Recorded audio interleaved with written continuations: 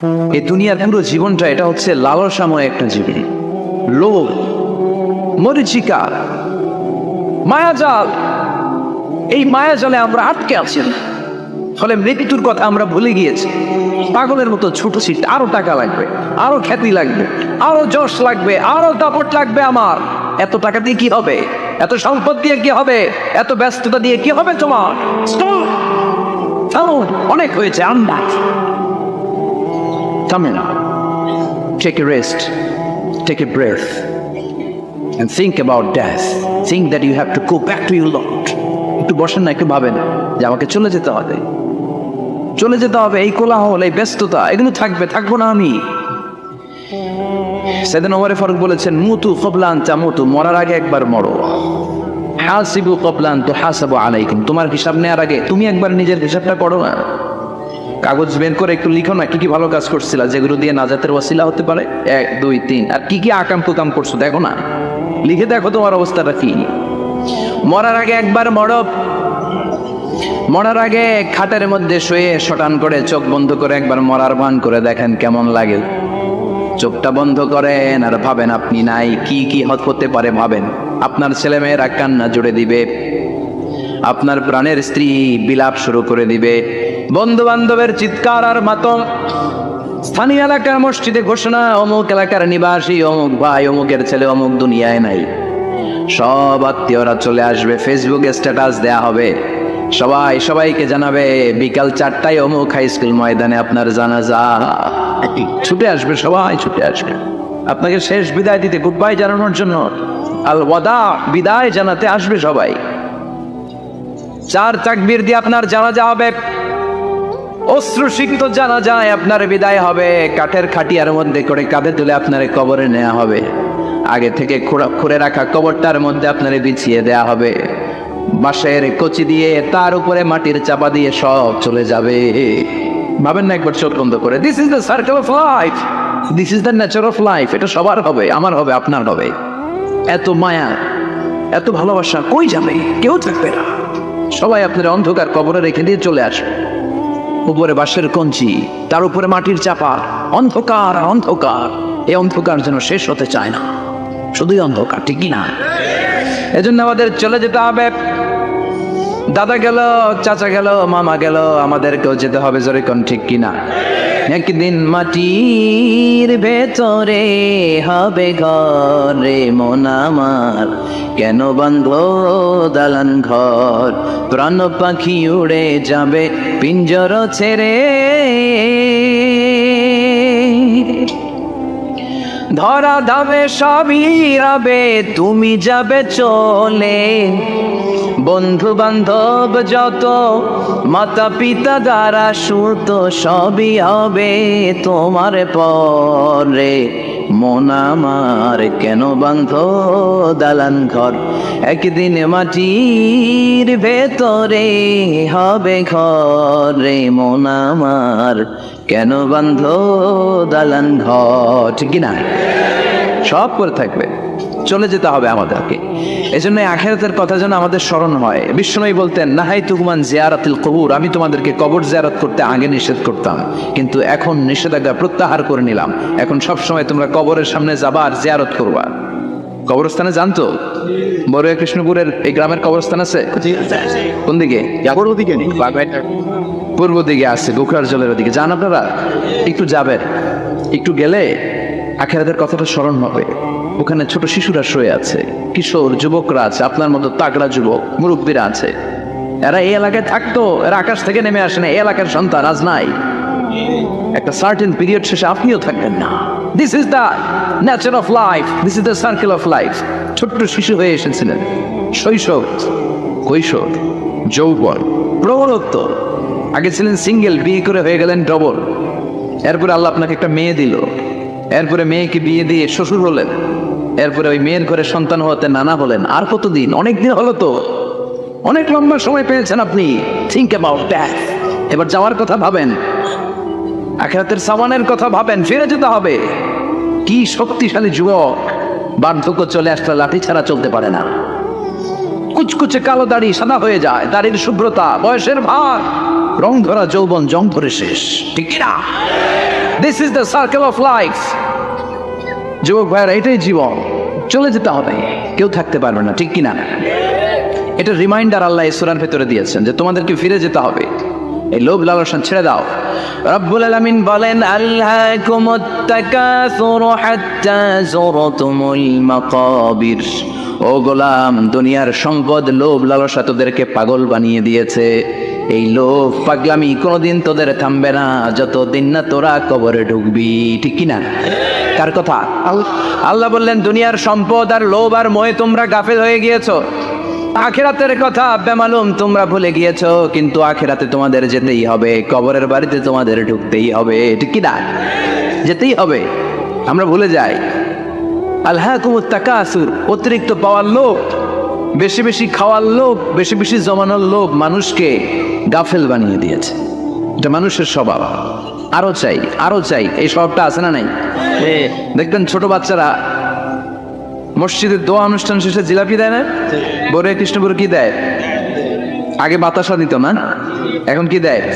জিলাপি দেয়, মিষ্টি দেয়।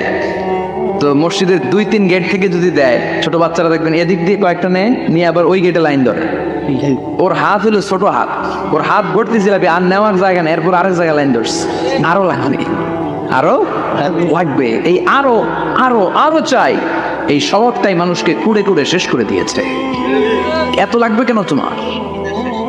চাহিদার কোনো শেষ নাই, unlimited demand of human being. যার আছে বেশি তার চাই বেশি, যার সাইকেল আছে তার হোন্ডা চাই, হোন্ডা আছে তো প্রাইভেট কার চাই, প্রাইভেট কার আছে তো প্লেন চাই, প্লেন আছে তো হেলিকপ্টার চাই, হেলিকপ্টার আছে তো ওইটা চাই, ওইটা আছে তো সেটা চাই, ঠিক কিনা? এলাকার মেম্বার যে হয়েছে চেয়ারম্যান হতে চায়, আছে না নাই? চেয়ারম্যান সাহেব এমপি হতে চায়, আছে না নাই? এমপি সাহেব মন্ত্রী হতে চায়, আছে না নাই? মন্ত্রী সাহেব প্রধানমন্ত্রী হতে চায়, আছে না নাই? কিন্তু এই দেশে সুযোগ নাই। কথা কন, 2-3 জনের বাইরে কেউ প্রধানমন্ত্রী হইতে পারবি না, ঠিক না? আমার এই জীবনে তো আমি 2-3 জনই দেখলাম। বেগম খালেদা জিয়া, মাননীয় প্রধানমন্ত্রী শেখ হাসিনার ছোট্টবেলা দেখেছি এরশাদকে, আমরা তখন ছোট। তো মানুষের চাহিদার কোনো শেষ নাই, যার আছে বেশি তার চাই বেশি। এজন্য বিষ্ণু বলেছেন, উনজুরু ইলা মান হুয়া আসফালা মিন, তোমার চেয়ে যে খারাপ আছে ওর দিকে তাকাও। ওয়ালা তানজুর মান হুয়া আ'লা মিন, তোমার চেয়ে যে ভালো আছে ওর দিকে তাকাও না, তোমার চেয়ে যে খারাপ অবস্থানে আছে ওর দিকে তাকাও। অনেকে নিজের অবস্থান নিয়ে সুখী না, এরকম আছে না নাই? আল্লাহ আমার এটা দিল না রে, ওইটা দিল না রে, পাইলাম না রে, কিচ্ছু হয় না, কি করবো জীবনে, হতাশ।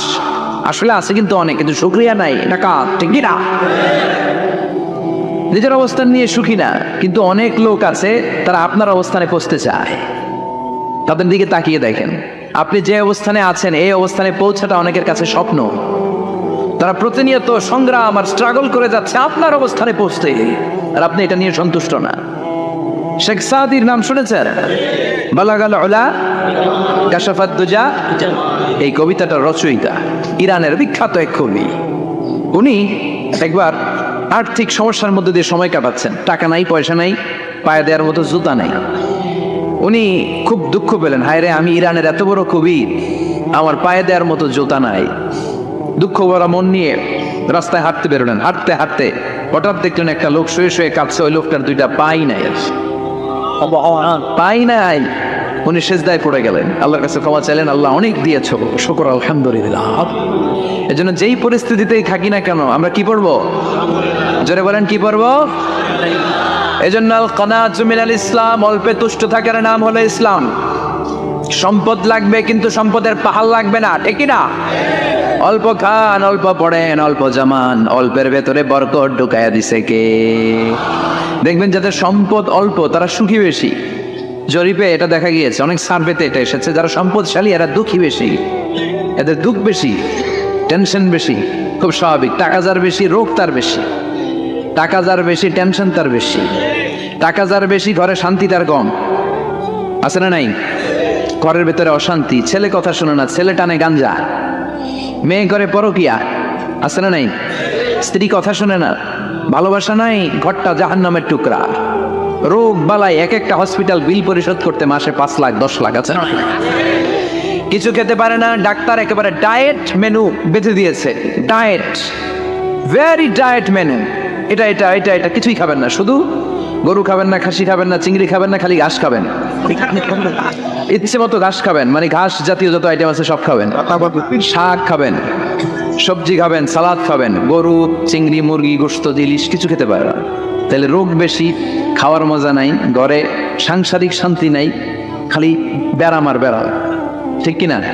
কিন্তু সম্পদের পাহাড় পড়েছে। আর অল্প যারা খায়, অল্প পড়ে, রিক্সাওয়ালা, কুলিওয়ালা, অল্প বেতনের চাকরি, কিন্তু হক হালালি মেনে চলে, দেখবেন শান্তি আছে অনেক।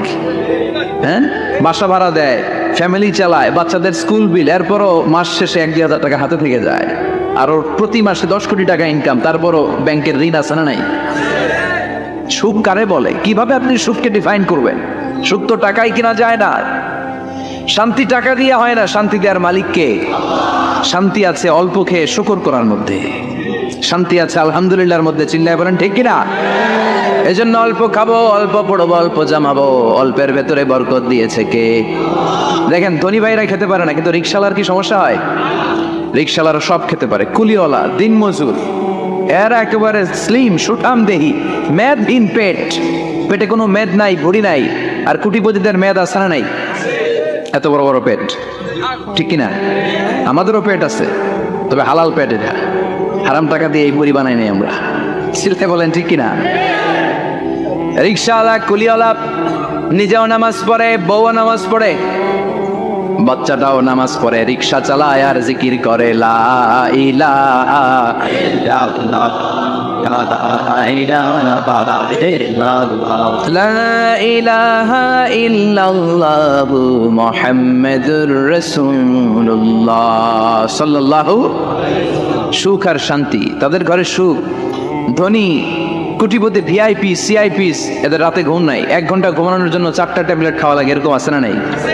কিন্তু ঘুমের জন্য যে ট্যাবলেট খাওয়া লাগে রিক্সাওয়ালা এটা জানেই না।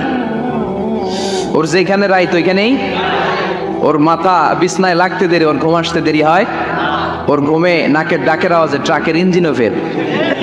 সুবহানাল্লাহ পড়েন। এজন্য অনেক বেশি সম্পদের পাহাড় করা লাগবে, এই চিন্তা যেন আমাদের মাথায় না আসে, চিল্লায় বলেন ঠিক কিনা? এজন্য রব্বুল আলামিন বলেন আলহাকুমুত তাকাসুরু হাত্তা যুরতুমুল মাকাবির, বেশি বেশি সম্পদ উপার্জনের আকাঙ্ক্ষা তোমাদেরকে আখিরাত থেকে গাফেল বানিয়েছে। এই গাফলতি কশিনকালেও তোমাদের কমবে না যতক্ষণ না তোমরা কবরে ঢুকবা। হাত্তা যুরতুমুল মাকাবির, মাকবারাতুনের প্লুরাল মাকাবির, যতক্ষণ না কবরে না ঢুকবা, কবরস্থান তোমার আবাসস্থল না হবে, ততক্ষণ পর্যন্ত এই চাই চাই মানসিকতা কমবে। মানুষের স্বভাব হলো আরো চাই, আরো চাই, আরো চাই করে ফকিরেরা। কারা? আল্লাহ বললেন তোরা সব ফকিরনি, তোরা কি? ইয়া আইয়ুহান নাসু আনতুমুল ফুকারাউ ইলাল্লাহ ওয়াল্লাহু হুয়াল গানিয়ুল হামিদ। সুবহানাল্লাহ পড়েন। আল্লাহ ডেকে বললেন গোলাম আনতুমুল ফুকারা ইলাল্লাহ, তোমরা সবাই ফকির, ধনী হলো একজন, তিনি কে? আল্লাহ শুধু ধনী। আর মানুষের স্বভাব হচ্ছে আরো চাই, আরো চাই। ওর 2 তলা বিল্ডিং, আমার 3 তলা লাগবে, ওর 2টা গাড়ি আছে, আমার 3টা লাগবে, আছে না নাই? বিশ্বনবী বললেন কিয়ামতের আগ দিয়ে মানুষের মধ্যে আকাঙ্ক্ষায় প্রতিযোগিতা বেড়ে যাবে, প্রতিযোগিতামূলক টেন্ডেন্সি, কার চেয়ে কে বড় হতে পারে, কার চেয়ে কে বেশি টাকার পাহাড় বানাতে পারে, আছে না নাই? বিশ্বনবী বললেন ওয়ান তারাল হুফাতাল উরাতাল আলাতা রিয়া আশ-শাইয়াতা তাওয়ালুনা ফিল বুনিয়ান, কিয়ামতের আগে এমন কিছু লোক যাদের গায়ে দেওয়ার মতো জামা ছিল না, পায়ে দেওয়ার মতো জুতা ছিল না, পেটে দেওয়ার মতো খাবার ছিল না, সমাজের কেউ তাদেরকে চিনত না, হঠাৎ করে এই লোকগুলো ধনী হয়ে যাবে। And they will start to construct, they will compete to construct high rises building in the cities. শহরে গ্রামে এরা বড় বড় বিল্ডিং বানানো শুরু করবে। এই গুছা আছে বিল্ডিং আমাদের সমাজে আছে না নাই? কৃষ্ণপুরে 2 তলা 3 তলা বিল্ডিং আছে নাকি? আছে। আজ থেকে 20 বছর আগে ছিল? আমি তো 20 বছর আগে যখন আসছি কিছুই ছিল না, খালি পানি আর পানি। আর এখন 2 তলা 3 তলার অভাব নাই। এই যে বিল্ডিং বানানোর প্রতিযোগিতা, কুমিল্লা শহরে আজ থেকে 20-25 বছর আগে 5 তলা 6 তলা একটা বিল্ডিং ছিল না, এখন 10 তলা 20 তলা আছে না নাই? ঢাকায় আজ থেকে 20 বছর আগে 10 তলা বিল্ডিং খুঁজে পাইতেন আপনি? নাই। গোটা বিশ্বব্যাপী এখন টাওয়ার বানানোর প্রতিযোগিতা। বিশ্বনবী বললেন এদের কোনো টাকা ছিল না, পৃথিবীর সবচেয়ে বড় টাওয়ার এখন আরব দেশে, এদের কোনো টাকা ছিল না। আরব দেশের সৌদি আরব, কাতার, কুয়েত, বাহরাইন এখন স্বর্ণ আর তেলের খনি পেয়ে আল্লাহরে ভুলে যায়। এদের খাওয়ার মতো কিছু ছিল না। এদেরকে আমার দাদারে শুনতাম বলতো কাবলিওয়ালা বলতো। কি বলতো? এদেশে আসতো জায়নামাজ, তসবি ছড়া, খেজুর টেজুর বিক্রি করার জন্য। এরা জেলে পাড়ার লোক ছিল। আরব সাগরের তীরবর্তী এলাকার মানুষ, সাগরের মাছ মেরে এরা জীবন ধারণ করতো। আল্লাহ এদেরকে তেলের খনি দিলেন, গ্যাসের খনি দিলেন। এখন তারা বড় বড় টাওয়ার বানায়, আছে না নাই? বুর্জ আল খলিফা, কি উঁচা বিল্ডিং, 828 মিটার উঁচু। জেদ্দা আছে 1000 মিটার উঁচু কিংডম টাওয়ার। তাইওয়ানে আছে তাইপেডাং টাওয়ার, 101 তলা। মালয়েশিয়া আছে পেট্রোনাস টুইন টাওয়ার, 88 তলা। চায়নাতে আছে সাংহাই টাওয়ার, একটার পর একটা টাওয়ার। প্রতি বছর অ্যানাউন্স করতেছে যে ওদেরটা আছে আমাদেরটা বড় বানাও। কাতার কয় ওরা বানাইলে আমরা পারবো না কেন, আমরা বানাবো আরো বড়। আছে না নাই?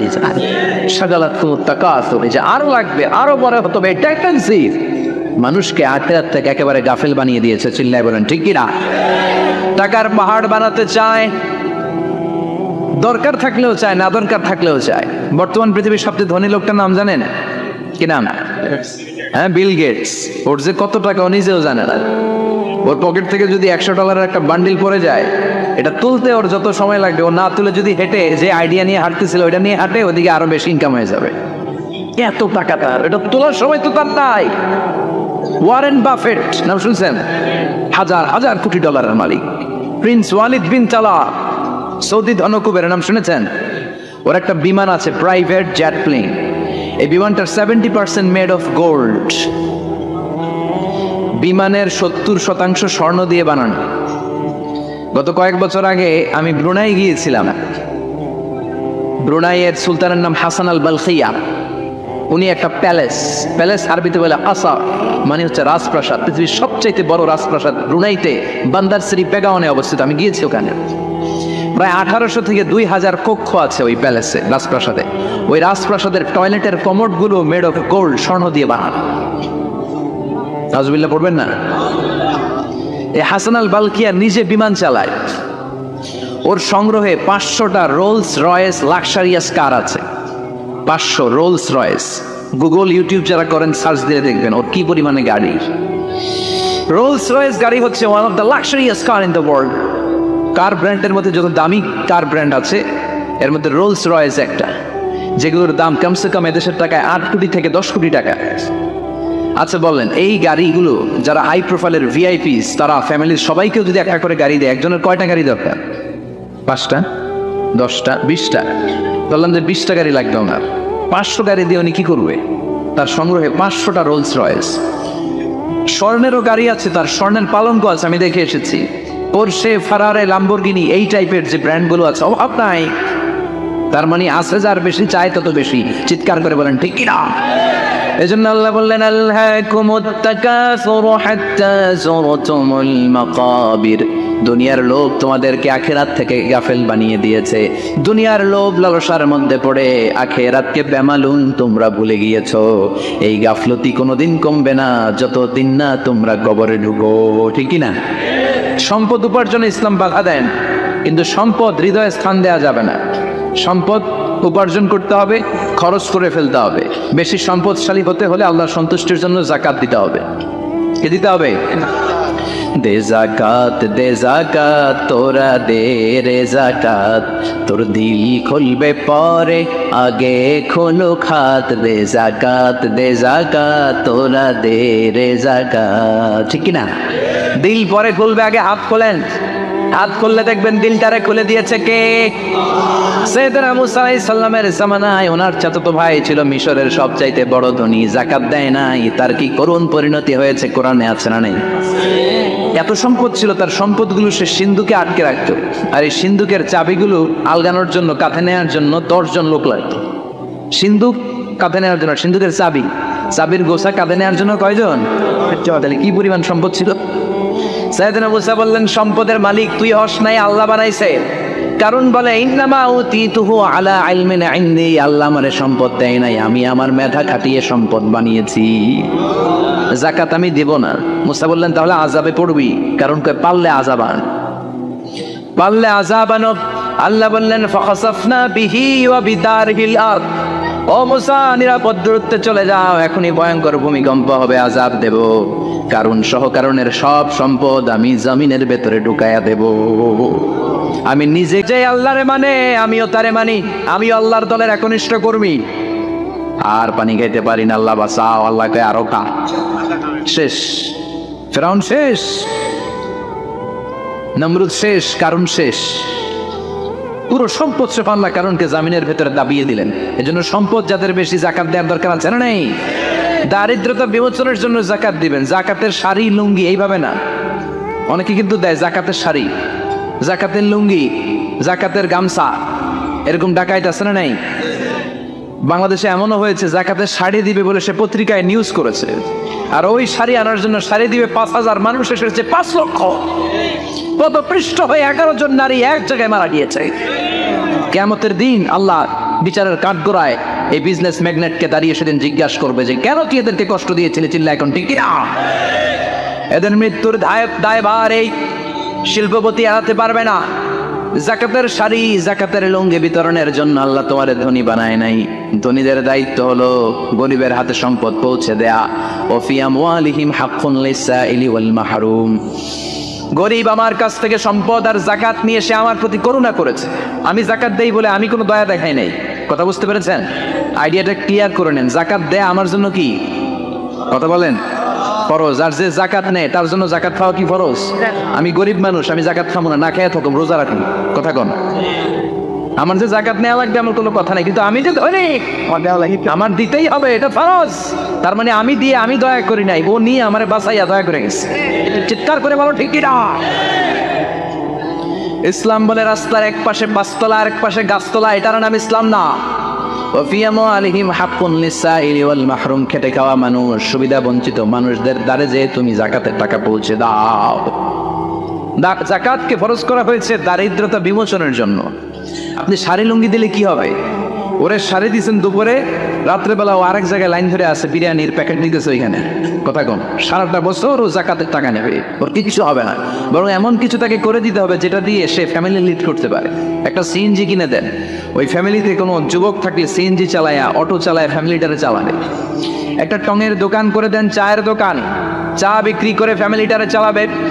অস্ট্রেলিয়ান একটা গাই কিনে দেন, গরুর দুধ বিক্রি করে তার ফ্যামিলি চলবে। কিংবা মাছের একটা খামার করে দেন, মুরগির খামার করে দেন, ঠিক কিনা?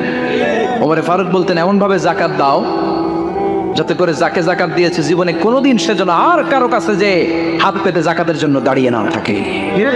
এই বিধানটা কার? এজন্য আল্লাহ বললেন আল্লাহকুমুত তাকাসুরু হাত্তা যুরতুমুল মাকাবির। দুনিয়ার লোভ লালসা তোমাদের কমবে না যতদিন না তোমরা কবরে ঢোকো। কার কথা? চিল্লায় বলেন কার? এজন্য দুনিয়ার প্রতি যে আমাদের লোভ, এটা কি বাড়াইতে হবে না কমাইতে হবে? এই দুনিয়ার জীবন এটা ক্ষণিকের। আমাল হায়াতুদ দুনিয়া ইল্লা মাতাউল গুরুর। এটা ভোগের সামগ্রী, আজ আছে কাল না, এটা হাতের ময়লা। দুনিয়ার এই জীবনের দৃষ্টান্ত হচ্ছে 4টা স্বর্ণের টুকরা আর 3টা লাশের মতো। স্বর্ণের টুকরা 4টা, চিৎকার করে বলেন তো কয়টা? লাশ 3টা, জোরে বলেন কয়টা? অনেক অনেক আগের যুগের 3 জন যুবক জীবিকার তাগিদে তারা বের হয়েছে কর্মসংস্থান করে খাবে। প্রতিমধ্যে তারা গুপ্তধন পেয়েছে, স্বর্ণের বার পেয়েছে, তো বড় বড় 4টা পেয়ে তারা মহাখুশি। আমাদের আর কাজ করা লাগবে না, এগুলো বেচে আজীবন খাবো, সুখে থাকবো। তো 3 জন মিলে বললো 4টা স্বর্ণের টুকরা 3 জনের মধ্যে ভাগ করে দেওয়ার আগে একজন এক কাজ কর, বাজার থেকে কিছু রুটি নিয়ে আয়, খুব ক্ষুধা লেগেছে, খেয়ে নেই। একজনের রুটি আনতে পাঠিয়ে 2 জন মিলে ভাবে ওইটারে যদি মেরে ফেলতে পারি তাহলে তো তোর আর আমার মধ্যে কোনো ঝামেলা নাই। স্বর্ণের টুকরা কয়টা? তুই নিবি 2টা, আমি নেব 2টা। আর যেটারে রুটি আনতে পাঠাইছে ওইটা মনে মনে ভাবতেছে রুটির মধ্যে বিষ মিশাই নিয়ে যাবো। সব কি মিশাবো? বিষ খাইয়া ওইটা শেষ, সবগুলো আমার। তো বিষ মিশায় নিয়ে আসছে, আর আগের পরিকল্পনা অনুযায়ী এই 2 জন মিলে তাকে নৃশংসভাবে হত্যা করেছে। হত্যার পরে কয় প্রচন্ড ক্ষুধা লাগছিল, আগে খায়া লই। 2 জন মিলে বাজার থেকে আনা বিষ মাখানো রুটি খেয়ে ওই 2টাও শেষ। স্বর্ণের জায়গায় স্বর্ণ পড়ে আছে, স্বর্ণগুলো নেয়ার মতো মানুষ আর নাই, ঠিক কিনা? না, এজন্য মানুষের এই চাহিদা কমবে না। বিষ্ণু বলেন লাউ আন্না লিকুল্লি ইবনে আদম ওয়াদিয়ান মিন যাহাব আহাব্বা আই ইয়াকুনা ইলাইহি ওয়াদিয়ান। আল্লাহ প্রত্যেককে, আমাদের প্রত্যেককে যদি একটা করে স্বর্ণের পাহাড়ের মালিক বানিয়ে দেয়, কয়টা করে? পাহাড় দেখছেন কোনোদিন? কই দেখছেন? চিটাং গেছিলেন? এই চট্টগ্রামে গেলে দেখা যায় কি পাহাড়। এই একটা পাহাড় স্বর্ণের, এক একটা স্বর্ণের পাহাড়ের মালিক যদি আমাদের এক একজনকে বানায় দেওয়া হয়, এরপর আমরা চাবো আরেকটা স্বর্ণের পাহাড়ের মালিক কেমন করে হওয়া যায়। আচ্ছা বলেন তো, একটা স্বর্ণের পাহাড় আমার 14 পুরুষ বিক্রি করে খাইলেও শেষ করতে পারবো এটা? তো আরেকটা কেন লাগবে আমার? বিষ্ণু বলেন, কবরের মাটি যতক্ষণ না তোর মুখে না ঢুকবে, তোর এই চাওয়া চাওয়া খাই খাই সব বন্ধ হবে না। এজন্য আল্লাহ বললেন, আলহাকুমুত তাকাসুরু হাত্তা যুরতুমুল মাকাবির। দুনিয়া তোমাদেরকে গাফেল বানিয়ে দিয়েছে, গাফলতি কমবে না যতদিন না কবরে ঢুকো। কবরে ঢুকা লাগবে, কবরে ঢুকা লাগবে না? কবরে আমাদেরকে যেতেই হবে, যেখানেই থাকেন। কবরের প্রশ্ন আছে না নাই? অনেকে বলে, হুজুর বিমান হামলায় মারা গিয়েছে, বিমান জ্বলে পুড়ে ছাই হয়ে গিয়েছে, তার কবর কোথায়? তার আত্মাটা যেখানে আছে ওই জায়গায় প্রশ্ন আছে না নাই? অনেকে বলে, হুজুর সাগরের মধ্যে পড়ে মারা গিয়েছে, তিনি মাছ খেয়ে ফেলেছে, তার কোনো অস্তিত্ব নাই, কিন্তু তার রুহুটা আছে না নাই? প্রতিটা রুহু সংরক্ষণ করে কে? প্রত্যেকটা আত্মা আল্লাহর কাছে সংরক্ষিত থাকে। প্রতিটা রুহু, প্রতিটা মানুষ মালাকুল মউতকে দেখতে পায়। আপনিও দেখবেন, আমিও দেখব। মুমিনদের কাছে এসে মালাকুল মউত একজন যুবকের বেশে সাদা ধবধবে জুব্বা পরে সুগন্ধি মেখে মুমূর্ষ ব্যক্তির শিয়রে বসে বসে বলে, ইয়া আইয়াতুহান নাফসুল মুতমাইন্না, হে প্রশান্ত আত্মা, উসরুজি ইলা মাগফিরাতুল্লাহি ওয়া রিদওয়ানি, আল্লাহর ক্ষমা আর দয়ার দিকে বের হয়ে আসো। বলা মাত্রই মুমিনের আত্মাটা স্মুথলি বের হয়ে আসে। কাফান মিন আকফানিল জান্নাহ, হানুত মিন হানুতিল জান্নাহ, জান্নাত থেকে আনা সুগন্ধি কাফনের মধ্যে পেঁচিয়ে তিনি রূহটাকে নিয়ে আইলিনে চলে যায়। সরাসরি দেখে মালাকুল মউতকে। আর যারা ইসলাম বিরোধী, কোরআন বিরোধী, তাদের সামনে এসে মালাকুল মউত ত্রাস সৃষ্টি করে। আগে ধমক। হাইওয়েতে মাঝে মাঝে ডাকাতি হয় না? বাসগুলোর মধ্যে যখন ডাকাতি হয়, বাসে থাকে 50 জন, ডাকাত ঢুকে 5 জন, এই 5 জনের বয়স সবগুলো পেশাব করে দেয়। কারণ ত্রাস সৃষ্টি করে। এসেই চাইনিজ কুড়াল দিয়ে আগে কুবায় দেয় 4-5 জনের। রক্ত দেখে কি দেওয়ার সব আগে রেডি করে রাখে। মালাকুল মউত এসে কাফের নাস্তিক মুশরিকদের সামনে সেরকম একটা ত্রাস সৃষ্টি করে। ভয়ে লোকটা কাঁপতে থাকে। ওর কাছে ভদ্র ভাষায় কথা বলে না, সুন্দর জামা পরে আসে না, কালো কুচকুচে চেহারা, ভয়ঙ্কর একটা রূপ নিয়ে, আকৃতি নিয়ে ইসলাম বিরোধীদের মাথার সামনে আসে। দুর্গন্ধযুক্ত চেহারার দেহ নিয়ে ধমক দিয়ে বলে, ও পাপাত্তা, ইয়া আইয়াতুহান নাফসুল খাবিসা উখরুজি ইলা গাদাবিল্লাহ, এ পাপাত্তা, আল্লাহর রাগ, ক্রোধ আর গজবের দিকে বের হয়ে আয়।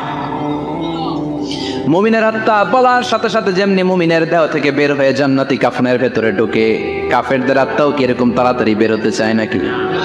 কাফেরদের আত্মা বেরোতে চায় না। ডানে দৌড়, বায়ে দৌড়, সামনে দৌড়, পেছনে দৌড়, আহা দৌড়াদৌড়ি করে। মালাকুল মউত এটাকে টেনে হিচড়ে, একটা জীবিত ছাগলকে জবেহ না করে, জবাই না করে, তার চামড়া উল্টা দিকে টেনে হিচড়ে বের করলে ছাগলটা যত কষ্ট পায়, এর সে কম 70 গুণ বেশি কষ্ট দিয়ে কাফের মুশরিক আর গাদ্দারদের রূহ কবজ করা। আল্লাহ এই পরিস্থিতি থেকে তুমি আমাদের বাঁচাও। মুমিনদের রূহ যেমনি কবজ হয়, ওইভাবে রূহ কবজের ব্যবস্থা করে দিও। ইমানের মৃত্যু নসিব করে দিও, শাহিদি মৃত্যু নসিব করে দিও। আমাকে শহীদ করে সেই মিছিলে শামিল করে নিও, যে মিছিলের নেতা মীর হামজা খোবায়েবে খাব্বাব, আল্লাহর কাছে ছিল অতি প্রিয়, শামিল করে নিও। আমাকে শহীদ করে সেই মিছিলে শামিল করে নিও। পড়েন আমিন। আর জোরে পড়েন আমিন।